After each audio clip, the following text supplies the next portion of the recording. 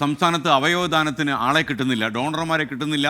ഈ ഡോണർമാരെ കിട്ടാത്ത കാരണം പല ആളുകളും ആശുപത്രിയിൽ മരിച്ചു വീഴുന്നു. ഈ ഒരു സാഹചര്യം കേരളത്തിലെ പ്രധാനപ്പെട്ട ആശുപത്രികളിൽ നിലനിൽക്കുന്നു എന്നറിയുക. ഈ മസ്തിഷ്ക മരണം സംഭവിച്ച ആൾക്കാരുടെ അവയവമാണ് പലപ്പോഴും മാറ്റിവെക്കുന്നത്.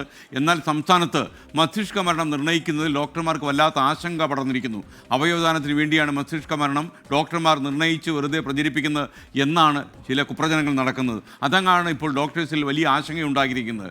ഇതോടെ മസ്തിഷ്ക മരണാനന്തര അവയവദാനം കേരളത്തിൽ വളരെ കുറയുകയാണ്. കുറേ പേര് മരിച്ചു പോവുകയും ചെയ്യുന്നു. വിവാദങ്ങൾ ഭയന്ന് മസ്തിഷ്ക മരണം നടന്നു എന്ന് പറയാൻ ഡോക്ടർമാർ ഇപ്പോൾ മടിക്കുന്നു. കാരണം പറഞ്ഞുപോയാൽ ഇവർ ആപ്പിലായി പോകുമോ എന്നുള്ള ഭയമാണ് ഡോക്ടേഴ്സിനെ. KSOTTO nodal officer doctor Noble Gracious 24 ഇത് സാക്ഷ്യപ്പെടുത്തുന്നു. 4 ഡോക്ടർമാർ സ്ഥിരീകരിച്ചാൽ മാത്രമേ മസ്തിഷ്ക മരണം ഉറപ്പിക്കാനാകൂ.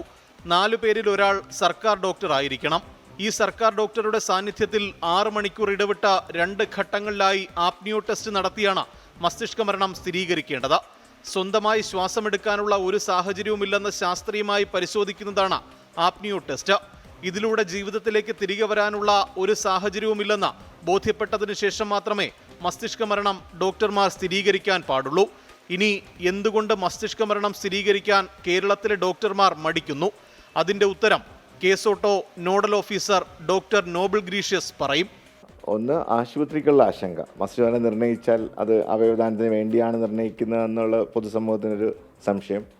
പിന്നെ ഡോക്ടർമാർക്കും മസ്തിഷ്ക മരണം നിർണ്ണയിച്ചു കഴിഞ്ഞാൽ അതും അവരുടെ ഒരു ലാഭേച്ഛയോടുകൂടിയുള്ള ചെയ്യുന്ന എന്നുള്ള ഒരു കോൺസെപ്റ്റ്, തെറ്റായ കോൺസെപ്റ്റ്. മസ്തിഷ്ക മരണ നിർണ്ണയം ICUകളിൽ നടക്കാത്തതുകൊണ്ട് ബന്ധുക്കൾക്ക് അറിയില്ല എൻ്റെ രോഗി മസ്തിഷ്ക മരണം സംഭവിച്ചതാണോ. അപ്പോൾ അവർക്ക് ആഗ്രഹമുണ്ടെങ്കിൽ പോലും, അതായത് എനിക്ക് എൻ്റെ ബന്ധു മസ്തിഷ്ക മരണം സംഭവിച്ച ആൾ, എനിക്ക് ആഗ്രഹമുണ്ട്, എനിക്ക് നല്ല ബോധ്യമുണ്ടെങ്കിൽ പോലും ചികിത്സിക്കുന്ന ഡോക്ടർ എൻ്റെ അടുത്ത് പറഞ്ഞാലല്ലേ എനിക്ക് അറിയുള്ളൂ എൻ്റെ രോഗി മസ്തിഷ്ക മരണം സംഭവിച്ചു, അപ്പോൾ ഇനി തിരിച്ചു വരത്തില്ല, അതുകൊണ്ട് ഞാൻ എൻ്റെ ബന്ധുവിൻ്റെ അവയവം മറ്റുള്ളവർക്ക് കൊടുക്കാം. ഈ ഒരു കമ്മ്യൂണിക്കേഷൻ നടക്കുന്നില്ല. 12 വർഷത്തിനിടെ മാറ്റിവെക്കാനുള്ള അവയവം കിട്ടാതെ സംസ്ഥാനത്ത് മരിച്ചത് 1800-ലേറെ രോഗികളാണ്. കഴിഞ്ഞ 5 വർഷത്തിനിടെ നടന്ന അവയവദാനങ്ങളുടെ എണ്ണം 82. 2024 11 അവയവദാനം, 2023 19, 2022 14, 2021 17, 2020 21. മസ്തിഷ്ക മരണം പ്രഖ്യാപിക്കൽ നിയമവിധേയമെന്ന് ഹൈക്കോടതി ഇക്കഴിഞ്ഞ ദിവസം വ്യക്തമാക്കിയിരുന്നു.